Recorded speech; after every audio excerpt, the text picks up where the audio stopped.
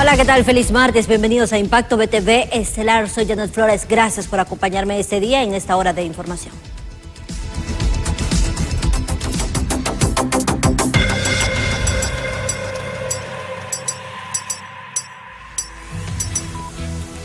Y así comenzamos. Alarmante. Honduras registra el índice de percepción de corrupción más bajo de su historia, posicionándose a nivel centroamericano como el cuarto más corrupto. Gabriela Plata nos amplía todos los detalles. Con una cifra de 22 sobre 100, Honduras pondera el índice de percepción de corrupción más bajo de su historia en el medidor de transparencia internacional, situándose como el cuarto más corrupto a nivel centroamericano, tan solo después de Venezuela, Haití y Nicaragua. Un hecho que entes de sociedad civil afirman es el reflejo de la mala administración en el país. Con la calificación más baja en la historia. O sea, 22 de 100, puestos 154, solo superados por Venezuela, por Haití, Nicaragua, como uno de los países altamente corruptos. Así es que es una situación difícil. La Comisión de Corrupción se construye a partir del análisis de 13 fuentes diferentes. Y bueno, ese es el resultado. Quizás la denuncia del tratado de extradición le está pasando factura a Honduras, un mecanismo en el que el pueblo hondureño creía.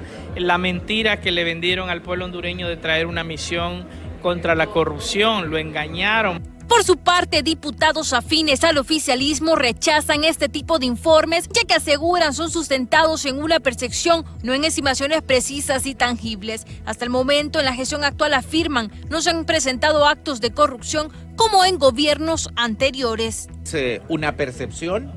En esta administración no hay casos como del Seguro Social o como de los hospitales públicos. Yo creo que no hay ningún caso de corrupción de la alta casos de corrupción desde la presidencia y de los ministros. Sí hay corrupción y hay que reconocer a nivel medio. Las denuncias que se registran a diario en las diferentes instituciones públicas, centros hospitalarios y órganos de justicia son evidencia de la falta de transparencia, señala la directora del Consejo Nacional Anticorrupción, Gabriela Castellanos, donde condena que al final de todo los más afectados son los hondureños. Ministerio Público qué está haciendo y si realmente no es una persecución política, lo que necesitamos no es venganza, lo que necesitamos es justicia y esa justicia todavía no se ve en el nuevo Ministerio Público. Son muchas las opiniones sobre el avance de Honduras en su lucha contra la corrupción, a lo que sectores cuestionan. Hasta el momento no han existido mecanismos sólidos e integrales que garanticen su reducción. Con imágenes de Luis Sosa, les informó Gabriela Plata.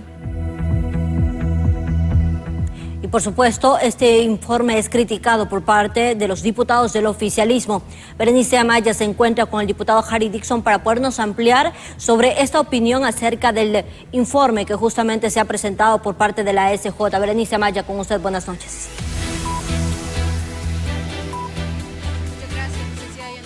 Tal y como usted lo menciona, me acompaña el diputado de Libertad y Refundación, Harry Dixon, para que nos amplíe información en torno a este informe presentado por ASJ, donde manifiesta que Honduras se posiciona en el país 4 de los países más corruptos de Centroamérica. Si nos amplía esta información. Bueno, yo creo que si viene del de ASJ, del CNA, hay que ponerle duda a todo, porque una cosa es percepción.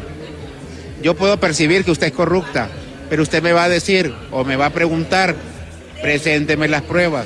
Y yo le pregunto al CNA, a ASJ, que han estado trabajando por años, ¿a dónde están los casos de corrupción del gobierno de Xiomara Castro? ¿A dónde están las pruebas? Porque una cosa es que yo diga que el gobierno de Xiomara Castro es corrupto, una cosa es que yo perciba que el gobierno de Xiomara Castro es corrupto y otra cosa es que yo tenga las pruebas y diga, aquí están las pruebas, como pasaba en el gobierno de los nacionalistas, que habían pruebas hasta de sobra para determinar que ese gobierno no solamente era de narcotraficantes, sino que era también de corruptos. ¿Estos datos para usted no son creíbles, solamente una percepción, como usted lo menciona? Es que las percepciones tienen diferentes formas de construirse, de información fidedigna, de entes serios, de gente objetiva, gente profesional, independiente o de información proveniente de entes enemigos del gobierno, como lo ha demostrado ASJ y el CNA. Pero la clave está acá, es decir, miren, aquí están las pruebas, esta gente es corrupta, aquí están las pruebas, aquí están las pruebas. El problema de esto es que nos afecta la imagen del país. Yo siempre he dicho, si hay alguien que lo investigan y le descubran que está cometiendo actos de corrupción, aún siendo de nuestro partido, ese señor o esa señora debe responder ante la justicia.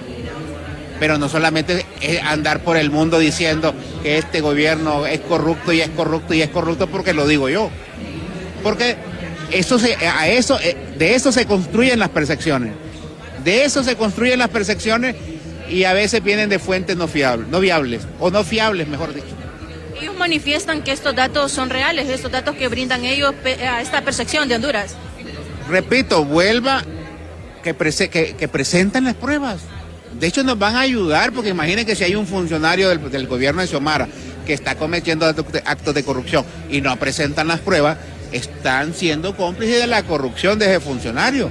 Yo creo que la presidenta Xiomara sería la primer persona en alegrarse que le digan, mire, este ministro, este director está cometiendo actos de corrupción y aquí están las pruebas, señora presidenta. O el fiscal general decirle, mire, aquí están las pruebas, proceda a presentar requerimiento fiscal contra este señor.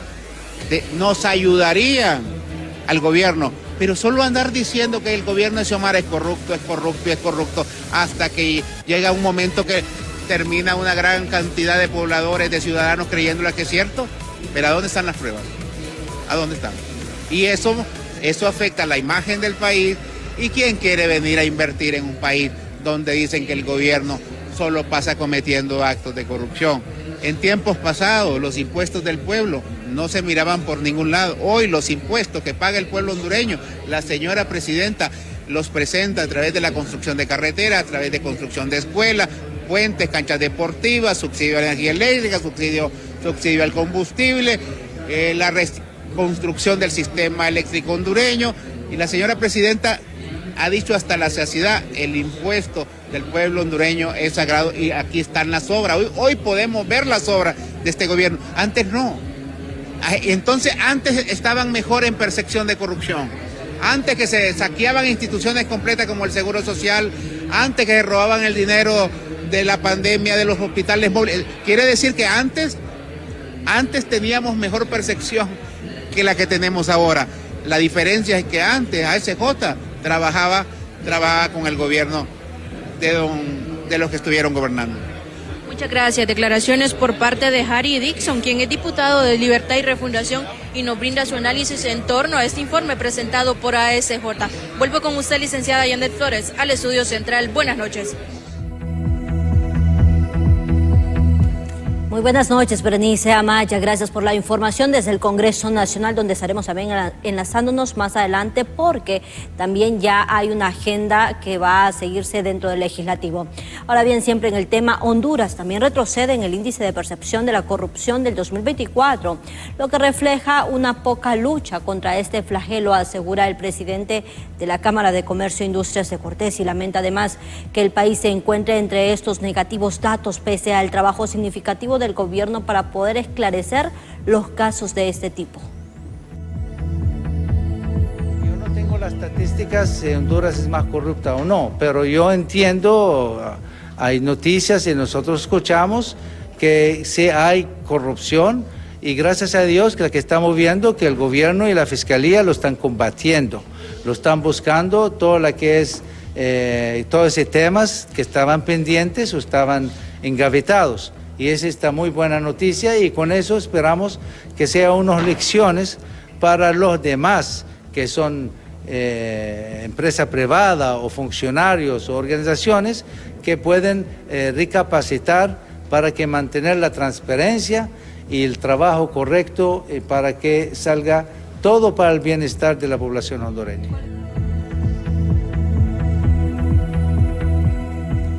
Y por otro lado, a menos de 17 días para que Honduras retroceda o no en su decisión de eliminar el tratado de extradición, la presidenta de la Corte Suprema de Justicia, Rebeca Raquel Obando, ha señalado que se está efectuando celeridad en las solicitudes antes de que se ratifique la denuncia.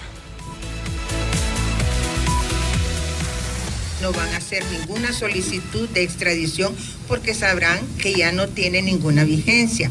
Serán ellos y vamos a ver de que nosotros ahorita lo que estamos haciendo es que todas y cada una de las solicitudes que anteriormente se han hecho, estamos acelerando el proceso para que ellas puedan ser ya para que se ejecuten y puedan ser las personas solicitadas en extradición, otorgarles la extradición para que puedan irse para los Estados Unidos. Específicamente en esos casos donde se está hablando mucho del fentanilo que tanto daño hace a la sociedad.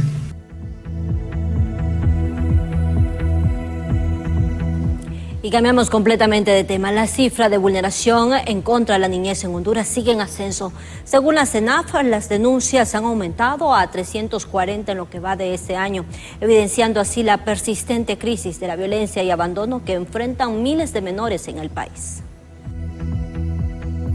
Las niñas y los niños en el país cada vez más se convierten en víctimas de la violencia. Las cifras de las denuncias siguen incrementando. La CENAF ya registra más de 300 en lo que va del 2025.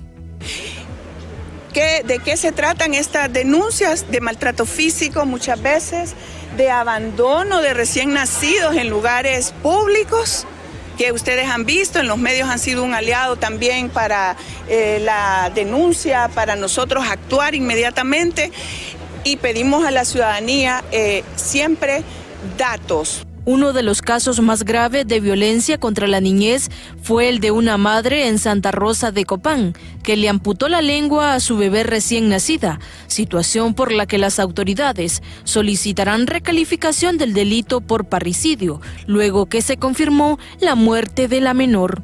Solicitará que se recalifique el delito. Ella fue acusada por el delito de tentativa de parricidio, porque la menor todavía pues estaba con vida, estaba luchando por su vida.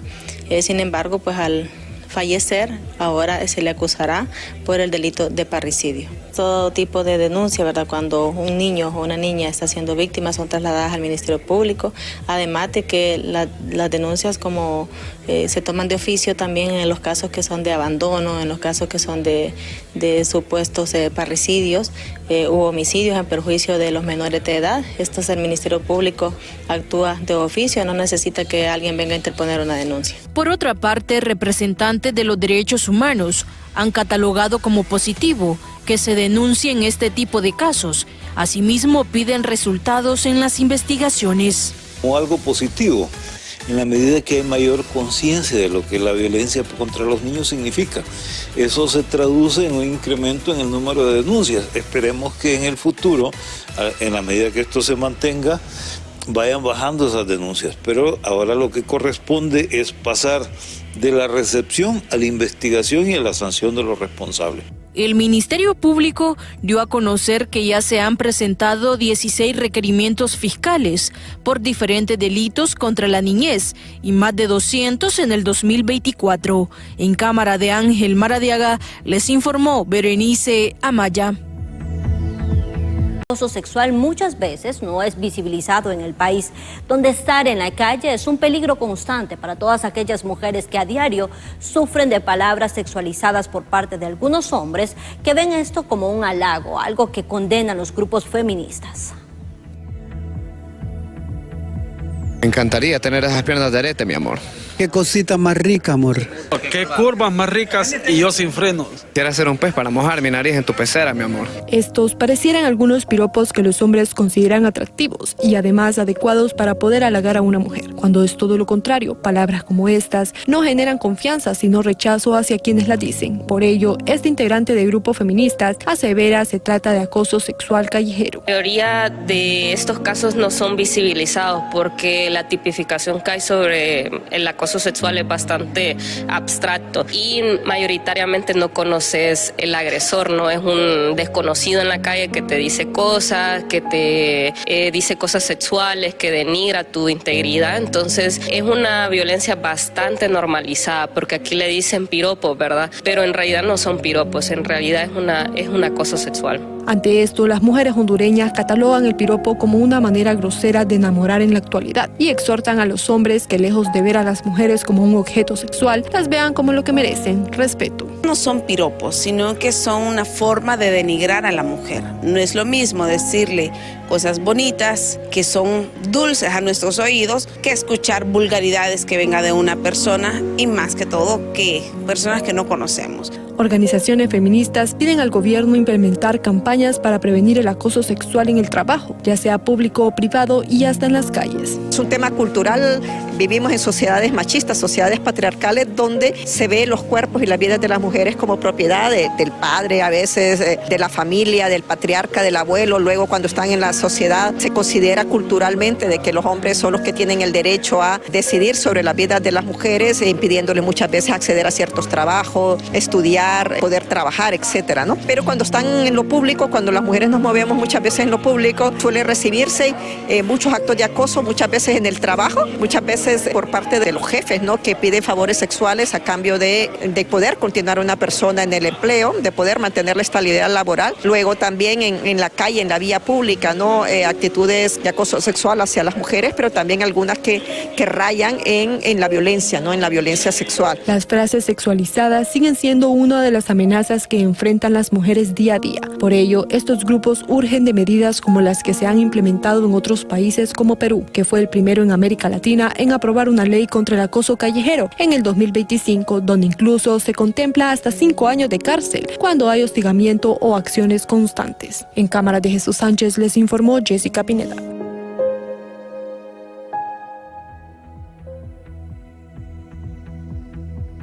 Bien, un tema bastante controversial, por supuesto opiniones en contra y a favor, pero la base de todo siempre será el respeto.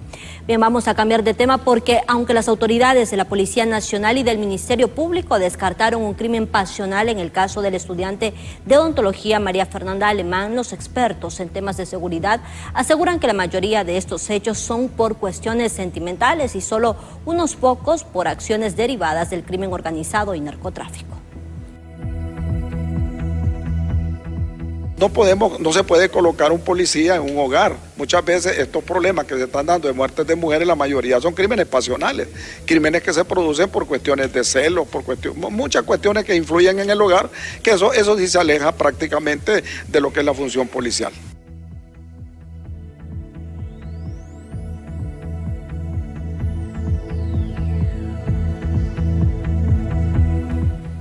Bien, vamos a continuar en otros temas porque la dirigencia campesina ve como positivo que el gobierno no permita la salida del país de los frijoles, siempre y cuando les garanticen un precio competitivo para su producción.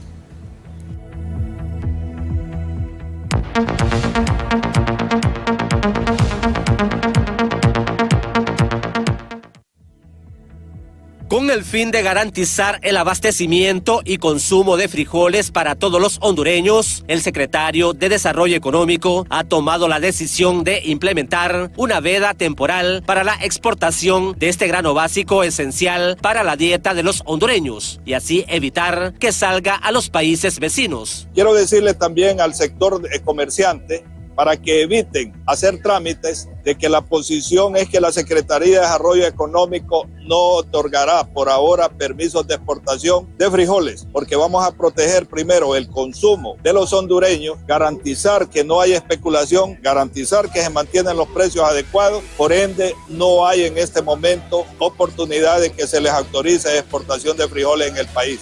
Primero, la seguridad alimentaria del pueblo hondureño. Los productores aseguran que es importante priorizar el abastecimiento de frijoles al mercado nacional, siempre y cuando el gobierno garantice un precio competitivo al quintal de frijoles. Pues la realidad que nosotros lo vemos con muy buenos ojos, la decisión que el gobierno está tomando a través del ministro de Industria y Comercio, no permitir más permisos de exportaciones de nuestro grano, siempre y cuando pues a nosotros los productores se nos garantice como gobierno gobierno la compra de nuestro producto al precio que lo cual hemos pactado, que es alrededor de 2.000 lempiras el quintal de frijol.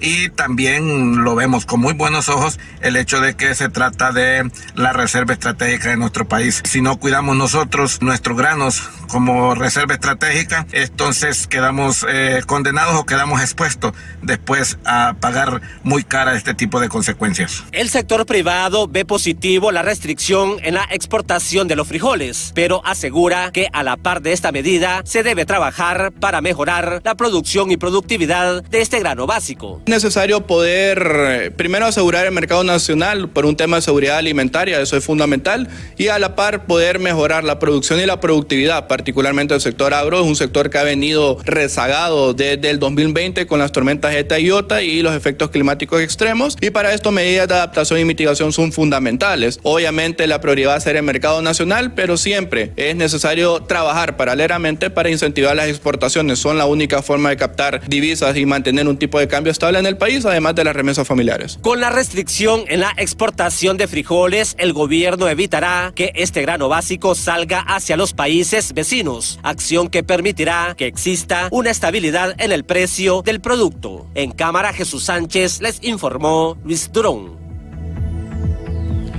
Mientras tanto, desde hace año y medio, el rubro de la maquila atraviesa por una severa crisis en Honduras. Ante la gran cantidad de empleos caídos, pero la red de sindicatos afirma que han parado de momento los cierres masivos de las empresas y esperan poder recuperarse. Otros, en cambio, vaticinan que las dificultades continuarán.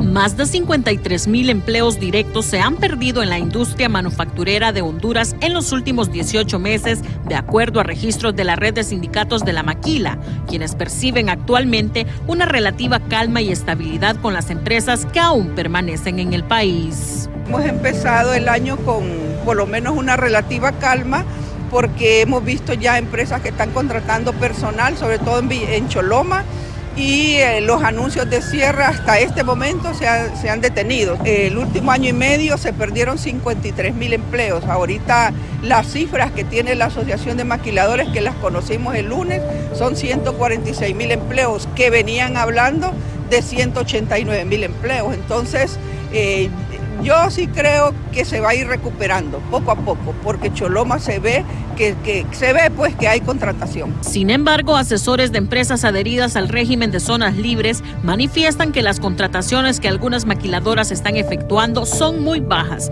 en comparación a los niveles de desempleo que predomina entre la población en edad laboral.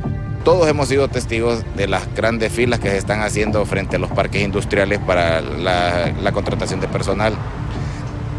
Es lamentable ver 400, 500 personas haciendo filas y el personal que va a ser contratada apenas son unas 20, 30 personas por mucho. Eso no es un buen síntoma. En cuanto al tema del cierre de maquilas aquí en Honduras para este año, nosotros seguimos manteniendo la misma tesis, que de no existir un cambio radical en las políticas del gobierno, definitivamente la historia va a ser igual que el 2024. Entre tanto, la red de sindicatos de la maquila se reunirá la próxima semana para abordar la integración de los exobreros del rubro que posiblemente vendrán deportados de Estados Unidos, engrosando las grandes filas de hondureños desempleados. Con imágenes de Rigoberto Escobar, les informó Cintia López. Y por otra parte, la Asociación Nacional de la Micro y Pequeña Industria de Honduras asegura que el 80% de los programas de Capital Semilla no funcionan, por lo que ponen en tela de juicio la creación de oportunidades mediante este mecanismo para los migrantes deportados.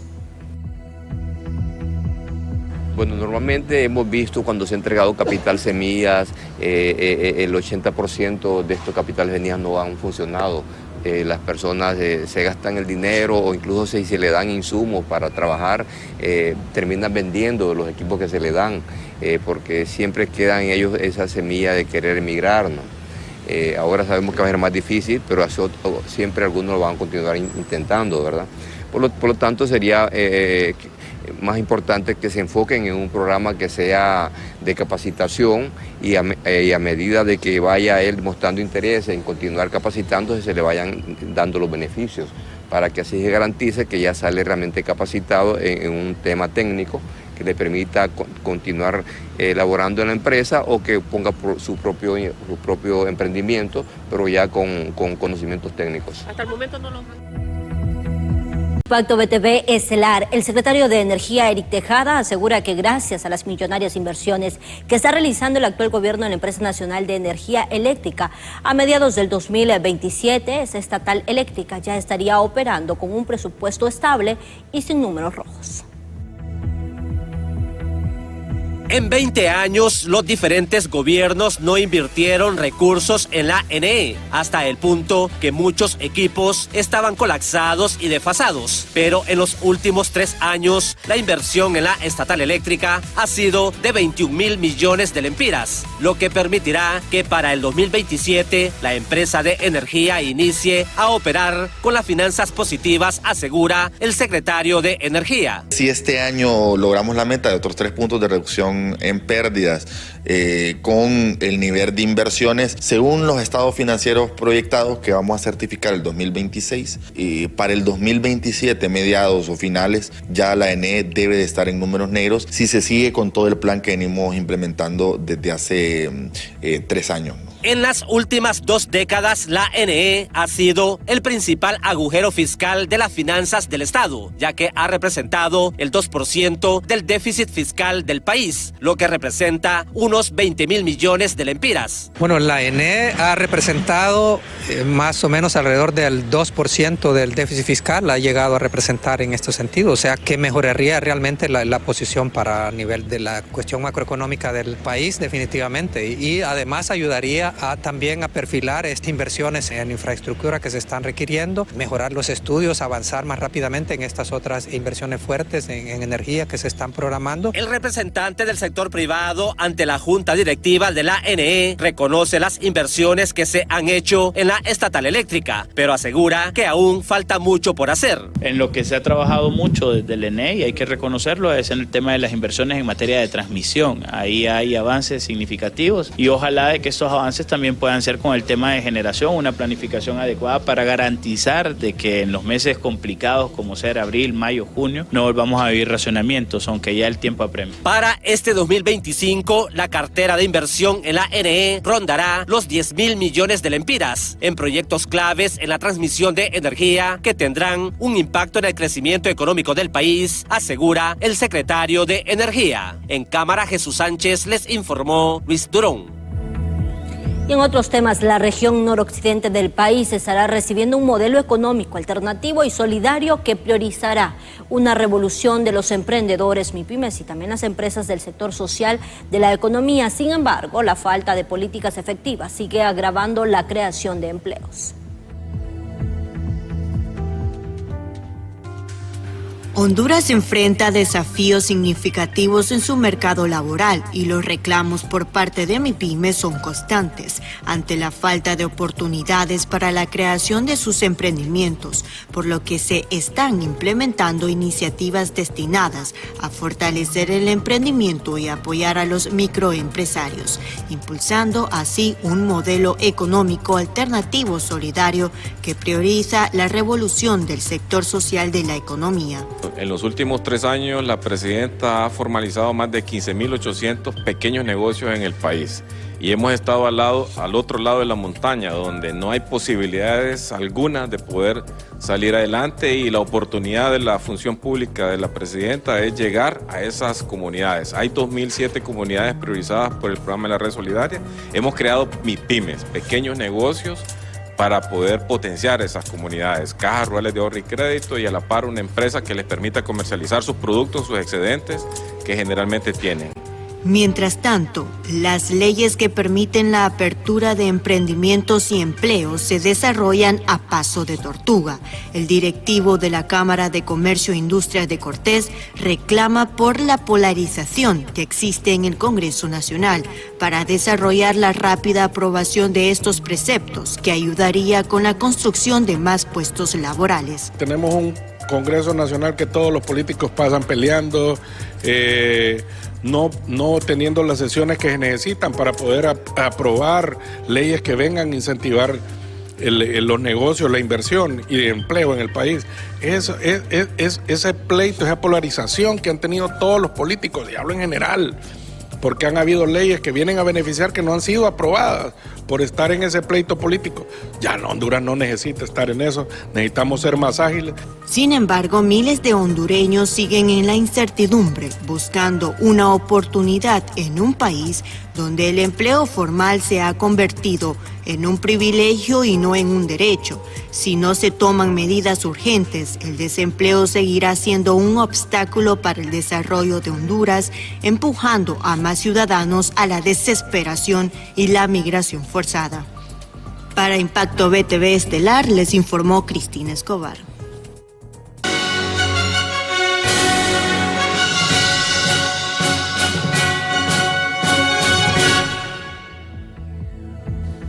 Y con temas que tienen también que ver con la política, el magistrado de la Sala Constitucional, Warner Vallecillo, dio a conocer que se ha presentado un recurso de revisión penal en el caso del exalcalde de San Pedro Sula, Rodolfo Padilla Sunseri.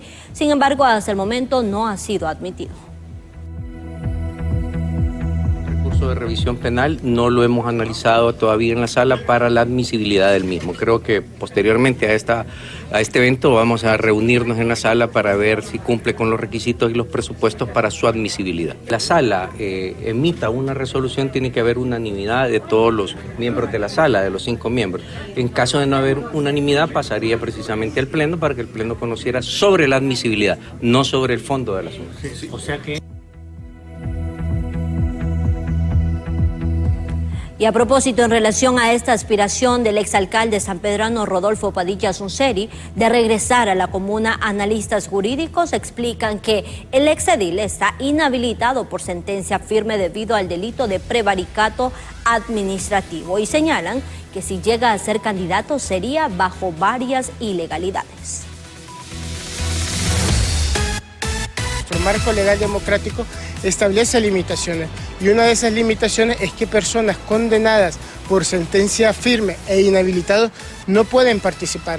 Él ha sido condenado en el 2022 por el delito de prevaricato administrativo, es decir, estaríamos frente a una doble ilegalidad en caso de que él llegara a ser el candidato definitivo del Partido Libertad y Refundación. Por un lado, no puede participar porque está inhabilitado de forma absoluta, y si llegase a participar porque le habrían otorgado amnistía política, estaríamos frente a otra irregularidad y una aplicación arbitraria ilegal de esta ley de amnistía. Y este hecho particularmente retrata al Partido Libertad y Refundación y retrata al sistema electoral democrático de nuestro país. Es decir, un partido que no tiene otra alternativa, no ha generado los suficientes liderazgos para tener que optar por otro candidato que no esté señalado de corrupción y que no está inhabilitado.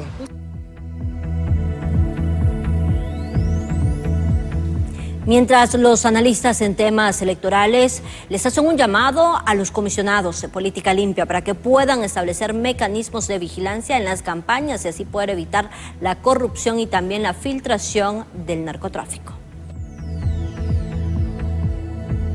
Política, ¿no? Yo creo que Política Limpia debe establecer, ya se les aprobó el presupuesto, deben establecer los mecanismos de control y vigilancia de las campañas y así evitar de que haya influencia del narcotráfico o de cualquier otro medio. Cambiamos el orden de las noticias y las autoridades policiales dieron a conocer la sentencia de Sonia María Martínez, quien el pasado 28 de junio hirió a otra mujer con un machete en la aldea La Cofradía, aquí en Francisco Morazán. Un procedimiento abreviado, la Fiscalía Especial de Delitos contra la Vida logró sentencia condenatoria contra Sonia María Carías Pineda, quien se declaró culpable por el homicidio en su grado de ejecución de tentativa inacabada en perjuicio de una mujer. La procesada se declaró culpable tras admitir incondicionalmente la responsabilidad penal, igualmente los hechos acaecidos el 28 de junio del año anterior. Las investigaciones.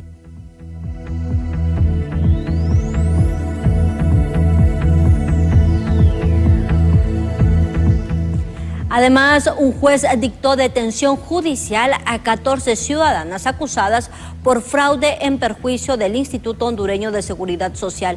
La audiencia quedó ya programada para el próximo viernes 14 de febrero a las 9 de la mañana. Este caso fue revelado justamente el día de ayer y donde se presume pues que habría mucho más involucrados. Las autoridades policiales ya han estado haciendo lo pertinente, puesto que también hay muchas órdenes de captura en este caso que siguen pendientes. Eran más o menos 22 personas las que están involucradas en este caso, el nuevo desfalco dentro del sector sanitario. Detención judicial a 14 ciudadanas, a quienes se les vincula en el expediente denominado Planilla Fantasma del Instituto Hondureño de Seguridad Social. Las 14 ciudadanas están acusadas por el delito de fraude, donde se causó un perjuicio de más de 1.800.000 lempiras al Instituto Hondureño de Seguridad Social. Continuamos con más de Impacto BTV Estelar. El director de salud en el municipio de Roatán, pues allá ha dicho que se están realizando todos los trabajos para poder supervisar las obras también de construcción de los hospitales, que también están a cargo de la presidenta Xiomara Castro. Son 3 centros los que están a cargo y justamente estos ya están avanzando en más del 50%.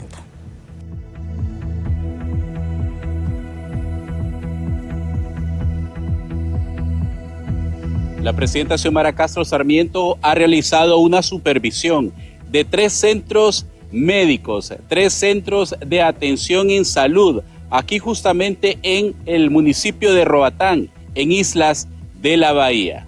Yo creo, ministra, que cuando hablemos de este hospital, ya no hablemos del hospital de emergencia. Y no sé si la palabra puede ser temporal, porque cuando hablamos de temporal es algo que solo tiene un tiempo. Y este hospital, la construcción de este hospital, es un tiempo indefinido.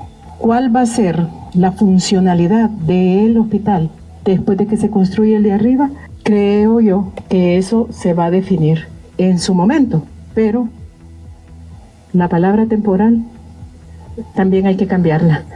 Y en donde nos ubicamos en este preciso momento, también la presidenta Xiomara Castro Sarmiento ha realizado un proceso de supervisión. Estamos hablando del hospital permanente en la comunidad de Dixon Cove, un hospital que ha venido a tener una mejora permanente en la infraestructura luego de casi 12 años de abandono de la misma. Escuchemos a la presidenta Xiomara Castro.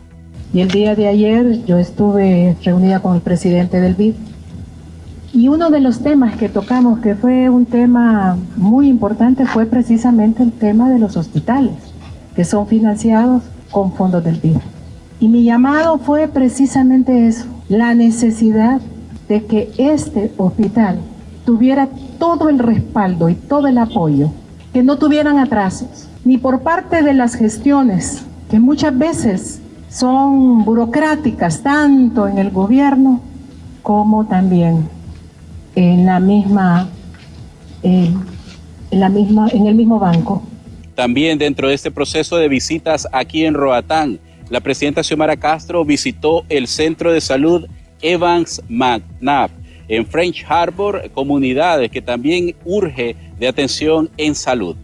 Nos daremos el tiempo de garantizar todo el equipamiento, porque aquí hay odontólogo, hay laboratorio, estoy seguro que hay psicología, ¿verdad? Estoy segura de que hay médicos, que está la clínica de atención integral de los pacientes con VIH-Sida y TB, que es fundamental ese soporte. Lo que ya tenemos lo trasladaremos aquí y luego lo reforzaremos simultáneamente.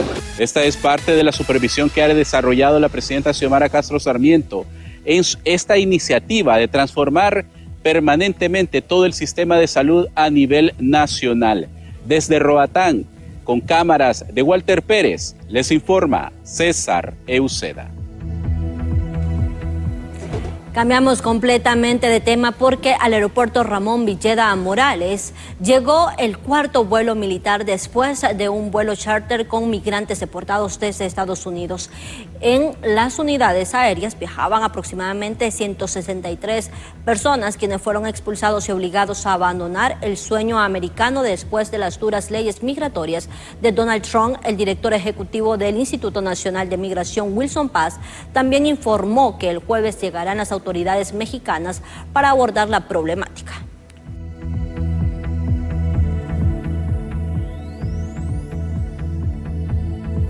Este es el cuarto vuelo militar que llega a nuestro país. Los vuelos militares que han llegado a nuestro país llegan con cantidades bajas de connacionales. Eso puede indicar de que pocos connacionales se están atreviendo a cruzar la frontera a los Estados Unidos, ya que se prevé que estos vuelos son deportaciones inmediatas que Estados Unidos está haciendo. Y precisamente este es un programa paralelo que ha creado el presidente Donald Trump, diferente al regular que ha tenido durante décadas, que son los vuelos de deportaciones en vuelos charter de los que han llegado a nuestro país durante años y años. El día jueves nosotros tenemos una reunión importante específicamente para dialogar, como tenemos relaciones de amistad con este país, dialogar sobre lo que la presidenta ha propuesto de retornos voluntarios de nuestros connacionales y así en lo sucesivo también de si los connacionales desean quedarse en México, cómo regularizarse en ese país. Así que vamos a abordar puntos muy importantes en esta reunión que esperamos que se sostenga el día jueves después de la... Y cambiamos completamente de tema, nos vamos hasta la zona norte del país con Cristina Escobar, quien nos informa, son más de 61 personas las que han llegado al Poder Judicial tras ser acusadas de usurpación de tierras en El Progreso. Cristina, con usted toda la información, buenas noches.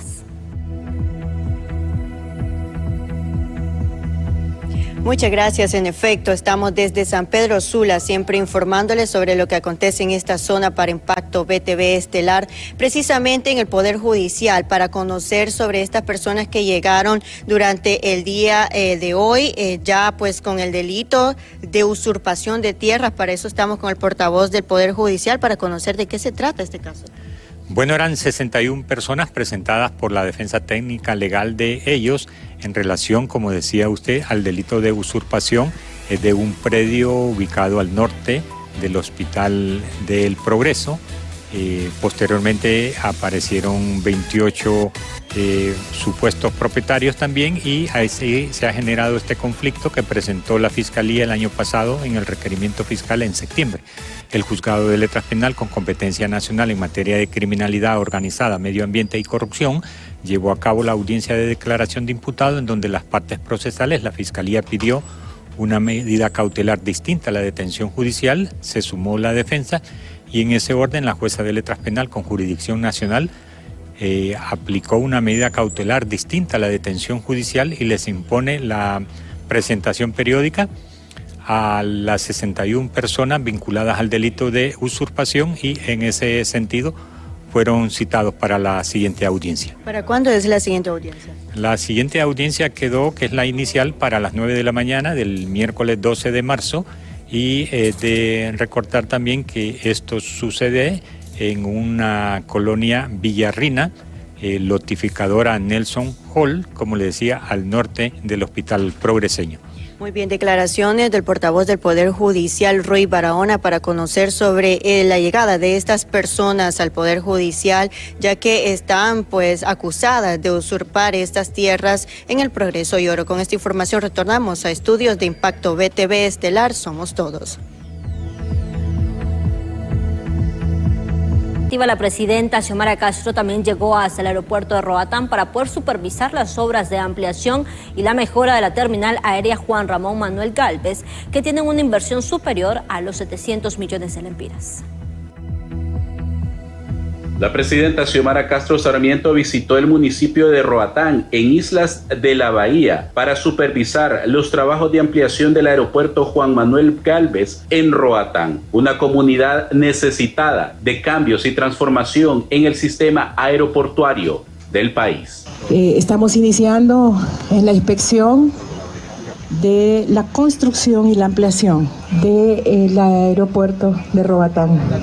Estamos transformando el país y estamos refundando Honduras. Estamos haciendo cambios, pero también demostrando que las cosas sí se pueden hacer diferentes. Que la inversión privada es buena, claro que es buena, pero cuando lo público se recupera y se maneja de manera transparente, estos son los resultados. Y a esto le estamos apostando, recuperando lo público, porque bien lo dice una compañera nuestra, porque lo público es lo que nos une.